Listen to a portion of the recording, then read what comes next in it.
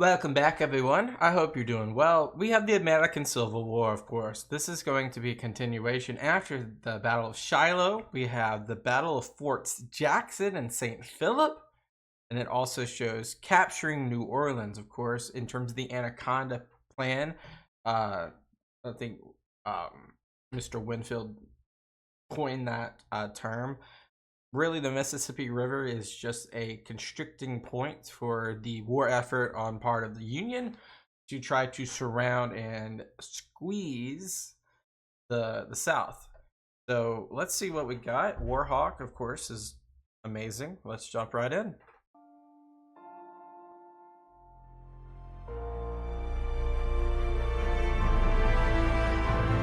I'll read this real quick. Collect such vessels as can be spared from the blockade and proceed up the Mississippi River and reduce the defenses which guard the approaches to New Orleans. When you will appear off that city and take possession of it under the guns of your squadron and hoist the American flag thereon.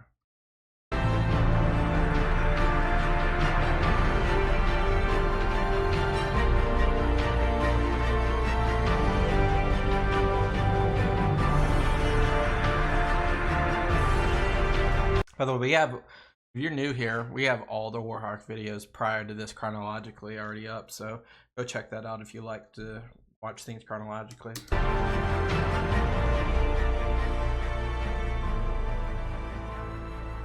On April 6, 1862, Confederate Brigadier General Johnson That's Louisiana. Kelly Duncan, commander of the coastal defenses on the Mississippi River south of New Orleans, reports his observations of the Union Navy Armada as 21 schooners and 2 gunboats, one of the latter large. At this head of the passes, 8 gunboats, 3 steam frigates, and 1 schooner, Duncan relays this information to his superiors in New Orleans, believing that his men in Forts Jackson and St. Philip can withstand any attack from the Federal ships. The forts, which sit on opposite banks of the Mississippi, about 75 miles below New Orleans, stand as the last bastion of defense on the river against an approach to the city from the south. Duncan's leadership over the coming 4 weeks will earn him a place in Southern history as an unsung hero. But Union Navy Flag Officer David Glasgow Farragut's ultimate conquest of the Crescent City will inflict a crippling blow on the Confederacy. Yeah, I mean, New Orleans is one of the biggest cities in the Confederacy at this time. Important port city, important for so many reasons. The state of Louisiana's preparations for the anticipated Union invasion had begun in earnest soon after South Carolina's secession in December 1860. Louisiana Governor Thomas Overton Moore took it upon himself to seize all federal property within the state, including the river forts. Fort St. Philip, an irregular brick quadrilateral on the east bank, dates to the mid-1700s and had been used by U.S. forces against the British in the War of 1812. It had been upgraded about the same time Fort Jackson, a brick pentagon, was completed on the west bank in 1832. Both stand at the head of the passes, the point about 40 miles above the mouth of the Mississippi where the river current divides as it begins to enter the Gulf of Mexico. It's a heavily guarded area. The new Confederate government realizes the vital importance of protecting the South's largest city and busiest port. The South provides 3/4 of the world's cotton, and 20% of Great Britain's population depends on the textile industry for its livelihood. That was actually a that was very much a I guess like one of the things I was thinking about is like in terms of like foreign intervention, Great Britain, others as well, was like they were very much on the brink of supporting the South for reasons like this. However, it just did not look good, especially with like the slavery issue, for them to support them. However, stuff like this can really move the dial on support or not support. Confederate President Jefferson Davis hopes that this economic relationship might bring the United Kingdom into the war on the southern side. Defending New Orleans is essential to that equation. And you could see like an intervention where like British Royal Navy ships would dock. Like think about like what would have happened like if this was simply an economic issue and they brought to the port of New Orleans, they brought in royal ships of the line here. Imagine. And then like the Union would actually probably go to war with Great Britain again. Most likely, if that was to happen. And then you would have a crazy interesting, you could have a split like that could easily create a war of attrition to where the Confederacy would last a lot longer than 5 years. Alternate history. That's an interesting one.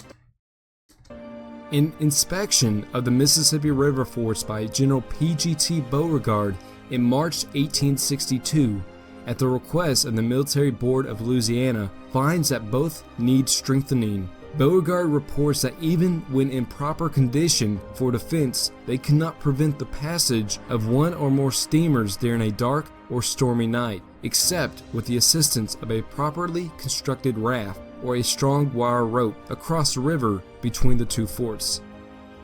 In the north, the Board of Strategy, a committee appointed by Secretary of the Navy Gideon Welles in 1861, names New Orleans as the primary target for invasion.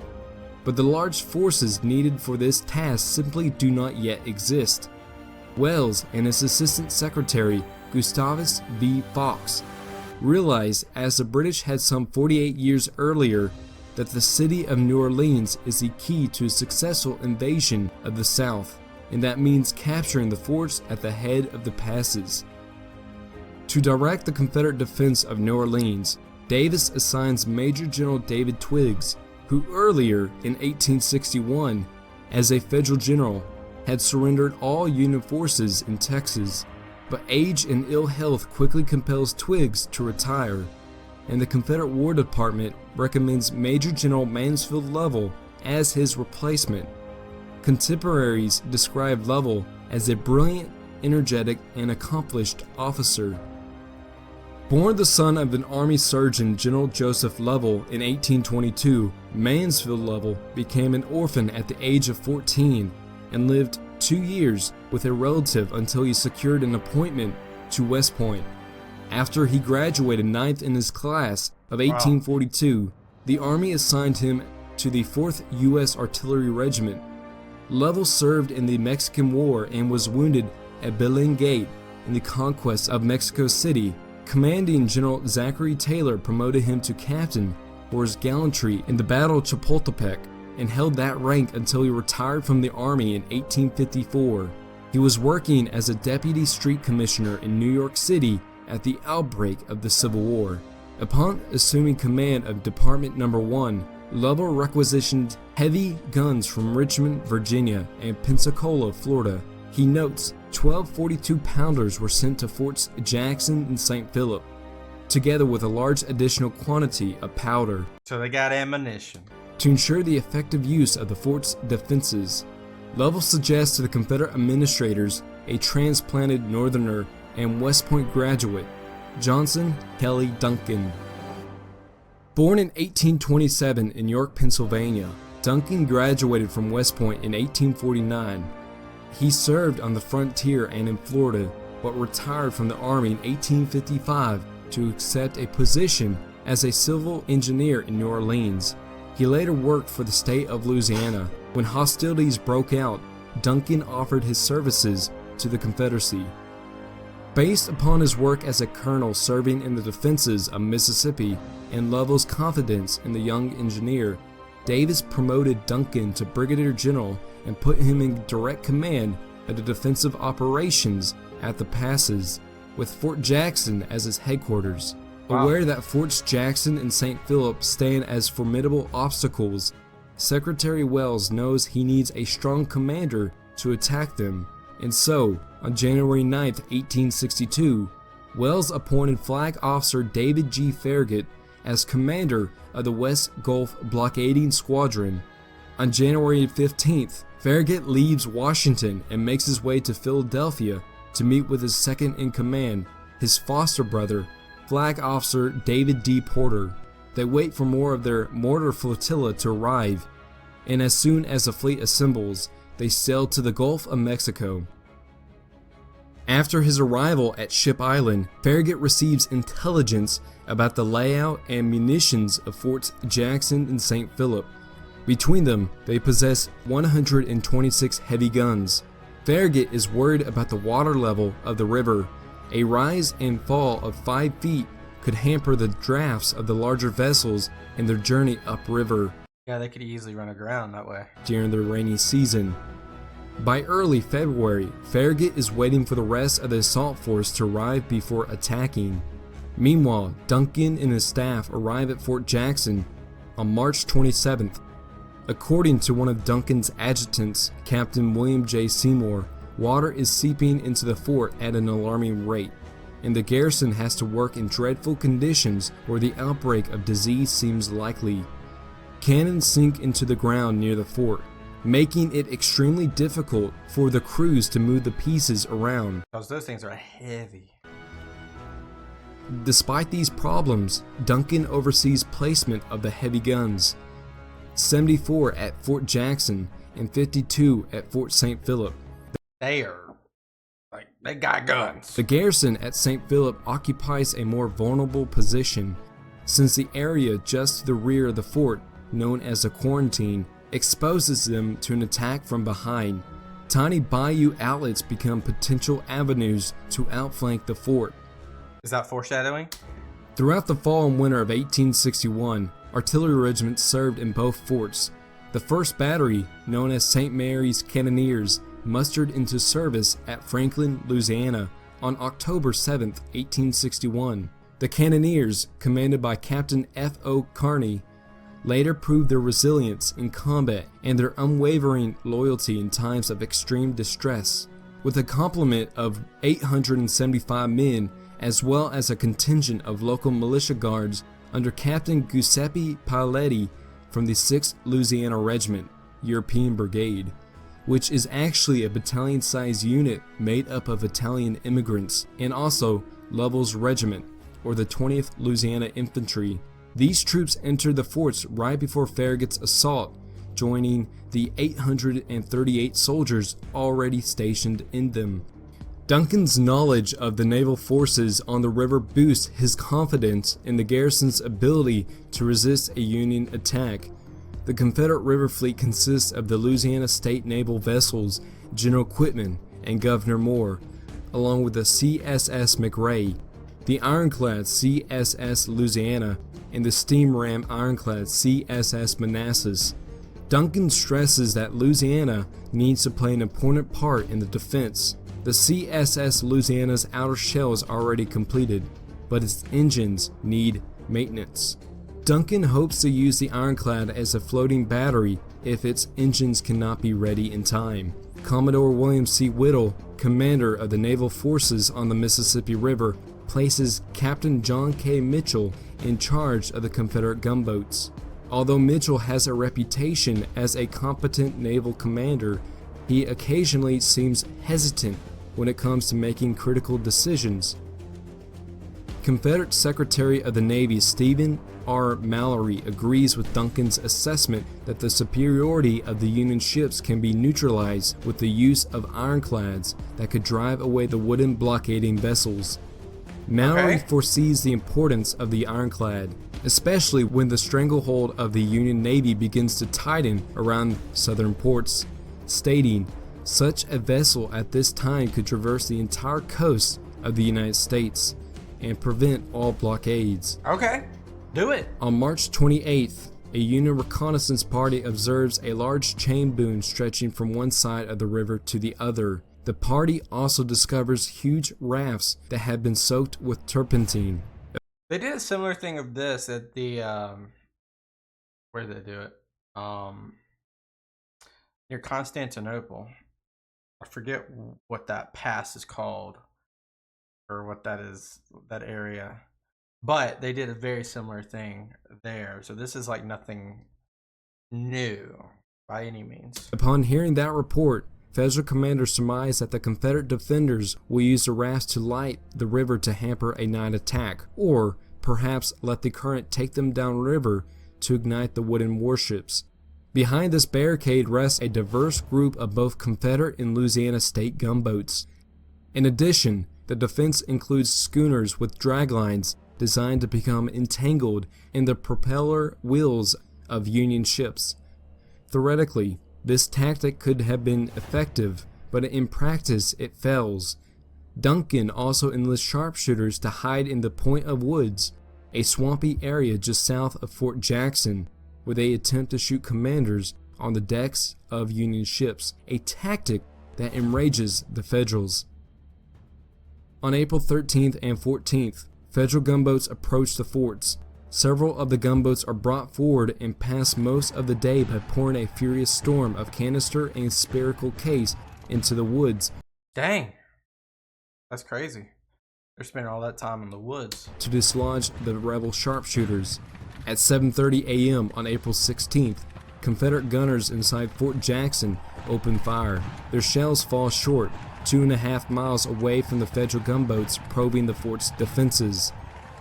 When the rounds begin falling closer to the gunboats during the 11.5 hours of incessant shelling, the Federals withdraw to safety beyond the Point of Woods. During that day's exchange, the commanders at Fort Jackson discover their gunpowder is too weak for their shells to reach the Union vessels on the river. Later that night, Duncan reports the enemy triangulated points below and put signal flags, preparatory to placing mortar boats. Duncan launches several patrols after the discovery of the markers to remove them, but as soon as Confederate troops tear the flags down, they are quickly replaced.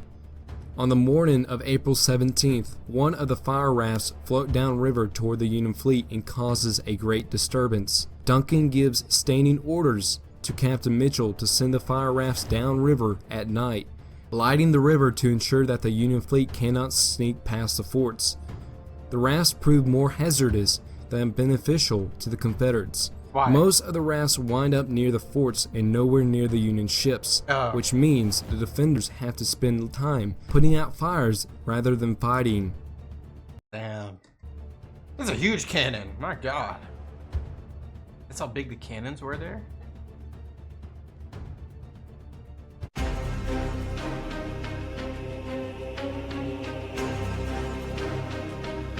The next morning, Good Friday, April 18, 1862, the Battle of Forts Jackson and St. Philip begins when the Union mortar flotilla, totaling 21 vessels along with several gunboats, opened up a 10-hour bombardment on Fort Jackson. Union gunboats fired 2,997 mortar shells. The defenders' shots continued to fall short of their targets. At 6 a.m. on the 19th, the Union mortar boats moved further into the open as more of them passed the Point of Woods. Confederate gunners keep the mortar boats at bay and continually drive them back to the passes, but at the end of the day, several Confederate artillery pieces within Fort Jackson lay mangled and unusable. A torrential rain falls on April 20th, raising Confederate hopes as a respite in what had become daily bombardments. The Federals seize the opportunity, however, and that night a Union gunboat drags the anchored schooners from their positions on the river. Many of the schooners become disengaged, but as the gunboats retreat, the fire intensifies. Captain Seymour wrote, "The bombardment was unusually heavy, the enemy using time fuses and bursting the shells above the fort. Union fire continues into the night, shattering some of the wooden structures within Fort Jackson. During a brief lull in the shelling, the men inside the fort rejoiced to hear that the CSS Louisiana had arrived nearby during the night." Is that an ironclad? Whittle had finally granted Duncan's request to send the ironclad into the fray, releasing it to the charge of Captain Mitchell. Even under the direst of circumstances, Duncan apparently maintains his composure. The two commanders had met in person on the 19th, when Mitchell made his position clear. Under no circumstances should the Louisiana be positioned underneath the forts, nor should it participate in any aggressive action toward the enemy. Duncan still insists that the Louisiana can only be effectively used as a floating battery. Uh-oh. The enemy has set up a small boat and planted a series of white flags on the Fort St. Philip side. Commencing about 350 yards above the lone tree, it is the probable position of his ships in the new line of attack, which in my opinion he contemplates. Okay.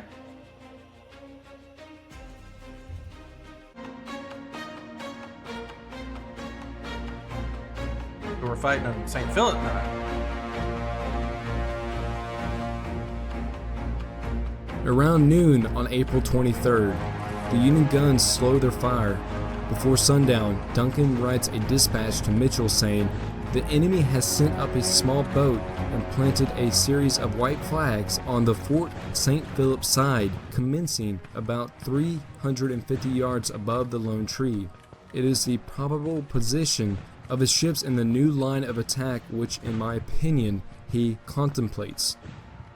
Flag Officer Farragut raises the red lantern on his flagship, the 24-gun sloop-of-war steamer USS Hartford. At approximately 2 a.m. on April 24th, this is used as the signal to the fleet to move past the forts. The gunboat USS Cayuga takes the lead, using the lights from the forts as a guide, while the ships advance upriver in 2 columns. As the Union fleet makes its way through the broken barriers, guns from both forts open fire, creating a smoky haze above the river's surface that makes aiming difficult for both Union and Confederate gunners. And I mean, it shows you right here, at any time of the day, at any point, things can just happen. 2 a.m. At 2 a.m., this is what's going on. The Cayuga receives most of the fire and withdraws, with the Hartford taking its place in the column. Seeing the fleet staging in preparation for the attack, Duncan makes a final appeal to Mitchell to bring up the Louisiana, but to no avail. The Confederate gunboat CSS McRae and the steam ram ironclad CSS Manassas remain in position above Fort Jackson. Confederate gunners resort to watching the enemy's gun flashes to target the boats in the dense smoke. Manassas steams downriver and appears before the Union ships break for the city. Engaged in the Union 10-gun paddle frigate USS Mississippi, Manassas turns to get away from its larger Union adversary. Damn, just look at that fleet. They're past. But runs aground and is blasted by 2 heavy broadsides. Darn. We have destroyed all but 2 of the gunboats, and those will have to surrender with the forts. I intend to follow my success push for New Orleans. Dang, yes, they're killing it. They're killing it. Farragut is.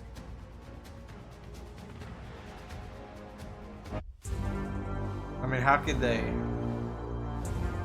do any wrong now?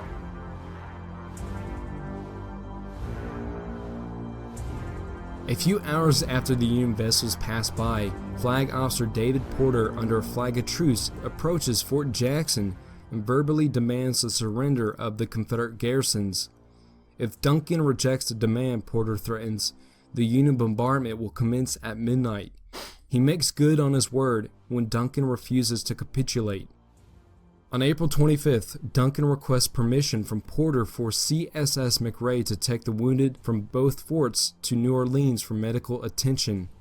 Porter agrees, and the next day a Union gunboat under a white flag drops down from above Fort St. Philip to escort McRae to New Orleans with the wounded aboard. Mitchell reports from Fort St. Philip that officials Shows you there's class in all this. Officials in New Orleans are negotiating for the surrender of the city. Duncan balks at the rumor and vows to maintain the defense of the forts at any cost. Meanwhile, at 2 p.m., Flag Officer Farragut formally accepts the surrender of New Orleans, despite the fact that General Lovell refuses to admit defeat. Farragut sends Captain Bailey, 1st Division Commander from the USS Cayuga, to accept the surrender. There, he meets a defiant armed mob and witnesses William B. Mumford pulling down a Union flag previously raised by sailors of the USS Pensacola. The same day, Duncan observes a large frigate nestled behind Fort St. Philip with several small boats in tow. Union Army troops under the command of Major General Benjamin F. Butler have landed at the quarantine in the fort's rear. Porter again demands the surrender of the forts on April 27th. And Duncan once more refuses. Stubborn. He's still not believing the rumors of the surrender of New Orleans are true.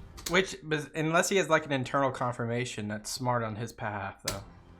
Hoping to raise morale, Jeez, that's a wall of text. Duncan composes a note of encouragement to the garrison's men, commending their bravery and resolve, considering what the men have already gone through and the rumors about New Orleans. Yeah, pause if you guys want to read that. I'm reading in my head. Duncan does not know whether his troops can hold out much longer. He hopes, stressing that they are protecting their homes, families, and the Confederate cause will persuade the men to keep fighting. Despite his efforts, Duncan notices that the defenders are increasingly frustrated and weary. On April 28th, their frustration explodes into a mass mutiny. The mutineers at Fort Jackson apparently plan the insurrection for more than 2 days before they finally act, during which time they signal the soldiers at Fort St. Philip in hopes of swelling their ranks. Fort Jackson's men then turn the heavy guns away from their positions, seize the guards, and spike the remaining guns and leave the fort with their weapons. Wow. Half the garrison walks out, leaving behind the St. Mary's cannoneers, who would stay at their post throughout the entire siege. Duncan credits Father Francis Nachum, chaplain of the forts, for calming the decision sufficiently to prevent bloodshed. With his force reduced to half its original strength, Duncan calls a council of the coastal defense officers to discuss the inevitable. He then treats with Porter for the surrender of the garrisons at both forts. Later on the 28th, Porter sails up to Fort Jackson on the USS Harriet Lane. While negotiations were pending on the Harriet Lane, Duncan wrote, it was reported that the steamer Louisiana, with her guns protruding and on fire, was drifting down the river towards the fleet.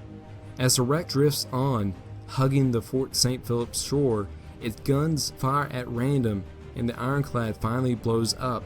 Pieces of the vessel fly through the air, killing one Union crewman on the shore and wounding several Confederates. Jeez. The next day, Brigadier General Duncan, along with officers and wounded from both forts, make their way upriver to New Orleans, believing they have performed their duty to the best of their ability. The men feel no culpability in the fall of the forts. Close behind them, Flag Officer Farragut enters the city with 250 U.S. Marines from the USS Hartford to remove the Louisiana state flag from the city hall and restores order. Dang. Most important event of the War of the Rebellion, with the exception of the fall of Richmond, was the capture of New Orleans and the Forts Jackson and St. Philip guard the approach to that city. Not a bad rationale. Not a bad rationale at all. Very important place. And because of the capture of this, that like confirmed that Great Britain would not intervene. The Battle of Forts Jackson and St. Philip ends on April 28th. When the smoke clears near the passes, the dilapidated bulks of Louisiana, General Quitman, Manassas, and Governor Moore litter the river. Giant shell holes in the fort's ramparts also reveal the destruction wrought by the Union fleet. During the attack, levees had broken, flooding the forts. At Fort Jackson, 9 men lay dead and 33 wounded. 2 men were killed and 4 wounded at Fort St. Philip. The Federals had suffered 37 killed and 147 wounded. Yeah, so like not a huge battle in terms of like death and destruction, but very strategic and leverage heavy. On May 1st, 1862, the capture of New Orleans is complete with the city's total surrender to the Union. In sum, the New Orleans expedition amasses an estimated 1,011 casualties, and while the fall of the city is anticlimactic, the southern port soon finds itself occupied with federal forces, most notably Benjamin Butler, who will famously crack down on Southern sympathizers and Confederate support in New Orleans. The capture of New Orleans is a huge coup for the Union war effort and will prove to be one of the first major turning points of the Civil War. Wow. Just wow. What a video. It really tells us that, you know, New Orleans was such an important place to capture for the Union, and they did it. Now this is even a jumping off point or a launch point for the Union to be able to encroach in Mississippi encouraged further up north into Louisiana and further and Arkansas and so forth. Thank you guys so much for watching. Our Civil War series continues. Plenty more videos for Warhawk. Not just the Civil War, but we got other videos to watch as well. It's like the Texas Revolution and others. So make sure you hit that subscribe button. I'll see you guys in the next one. Peace out. Bye.